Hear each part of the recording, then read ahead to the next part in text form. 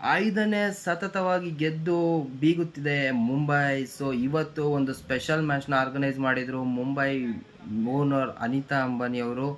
So ಏನು ಅಂತ ಹೇಳಿದ್ರೆ 19,000 ಸ್ಟೂಡೆಂಟ್ಸ್ಗೆ full free of cost Mumbai Wankhede ಸ್ಟೇಡಿಯಮಲ್ಲಿ ಒಂದು ಮ್ಯಾಚ್ ನೋಡುವಂಥ ಒಂದು ವ್ಯವಸ್ಥೆನ ಮಾಡಿದರು. ಅದಕ್ಕೆ ತಕ್ಕಂತೆ ಆಟ ಆಡಿದ 11 ಜನ ಪ್ಲೇಯರ್ಸ್ ಮುಂಬೈ ಕಡೆ, 12 ಜನ ಪ್ಲೇಯರ್ಸ್ ಮುಂಬೈ ಕಡೆ ಎಕ್ಸ್ಟ್ರಾಡಿನರಿ ಪರ್ಫಾರ್ಮೆನ್ಸ್ ಮಾಡಿದರು. ಬ್ಯಾಟಿಂಗಲ್ಲಿ 215 ರನ್ಸ್ನ ಟಾರ್ಗೆಟ್ ಕೊಟ್ಟರೆ LSG ಅವರು ಹೊಡೆಯೋಕ್ಕಾಗಿದ್ದು ಕೇವಲ 161 ರನ್.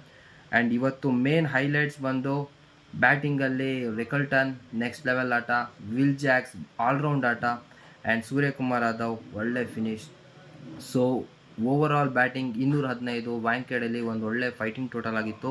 ಬಟ್ ಅದಕ್ಕೆ ಪ್ರತಿಯಾಗಿ LSG ನಾನೇನು ಹೇಳಕ್ಕೆ ಹೋಗಲ್ಲ, ಮೇಯ್ನ್ ಆಗಿ ಆಡಬೇಕಾಗಿರುವಂತಹ ರಿಷಬ್ ಪಂತ್ ಆಡಿಲ್ಲ. ಆ್ಯಂಡ್ ಟಾಪ್ 3 ಮೇಲೇ ಅವಲಂಬನೆ ಆಗಿರುವಂತಹ LSGಗೆ 215 ಇಟ್ಸ್ ಅ ಬಿಗ್ ಟಾಸ್ಕ್. ಏನೇ ಅಂದರೂ LSGಗೆ 160, 170, 180 ಹೊಡೆದ್ರೆ ಏನೋ ಒಂದು ಚೇಸ್ ಮಾಡ್ತಾರೆ ಅಂತ ಅನಿಸುತ್ತೆ. ಬಿಟ್ಟರೆ 185+ ಇಟ್ಸ್ ಎನ್ ಆಗೋದೇ ಇಲ್ಲ. ಬಿಕಾಸ್ ರಿಷಬ್ ಪಂತ್ 27 ಕೋಟಿ 27 ರನ್ ಕೂಡ ಮಾಡ್ತಾ ಇಲ್ಲ. ಅವರಿಗೆ ಒಂದು ಕಾನ್ಫಿಡೆನ್ಸ್ ಇಲ್ಲ. ಅವರಲ್ಲಿ ಬ್ಯಾಟಿಂಗಲ್ಲಿ ಏನು ಆವಾಗ ಅವರ ಒಂದು ಚಶ್ಮಾ ಏನಿತ್ತು ಅದು ಕಾಣಿಸ್ತಾ ಇಲ್ಲ. ಆ್ಯಂಡ್ ಫೀಲ್ಡಿಂಗಲ್ಲೂ ಅವ್ರ ಪ್ಲೇಸ್ಮೆಂಟ್ ಯಾಕೂ ಸರಿ ಆಗ್ತಾ ಇಲ್ಲ. LSGಯಲ್ಲಿ ಎಲ್ಲನೂ ಸರಿ ಇದೆ ಅಂತ ನನಗೂ ಅನ್ನಿಸ್ತಾ ಇಲ್ಲ.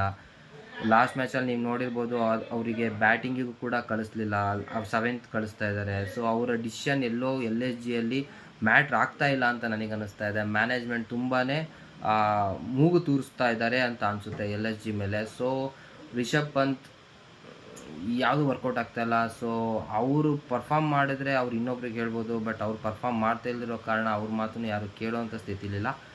ಸೊ ಇದೆಲ್ಲದರ ಹೊರತಾಗಿ ಇವತ್ತು LSGಗೆ ಒಂದು ಸೋಲನ್ನ ಕಂಡಿದೆ, 161 ರನ್ನು.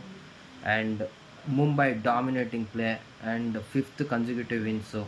ಈಗ ಮುಂಬೈನ ಟಚ್ ಮಾಡೋದು ಅಷ್ಟು ಸುಲಭ ಅಲ್ಲ, ಹೇಳೋಕ್ಕಾಗಲ್ಲ. ಈ ಸಲ ಕಪ್ ಮುಂಬೈ ಹೊಡಿಬೋದು. ಸೊ ಹೋಪ್ ಆದಷ್ಟು ಬೇಗ ಮುಂಬೈಯವರು ಸೋಲೋದು ಸ್ಟಾರ್ಟ್ ಮಾಡಲಿ, ಆಪೋಸಿಷನ್ ಆಡೋರು ಸ್ವಲ್ಪ ಸ್ಟ್ರಾಂಗಾಗಿ ಆಡಲಿ. ಈ ಥರ ಒನ್ ಸೈಡೆಡ್ ಮ್ಯಾಚ್ ಆದರೆ ನಮಗೂ ಏನು ಹೇಳಬೇಕು ಅಂತಲೂ ಅನಿಸಲ್ಲ.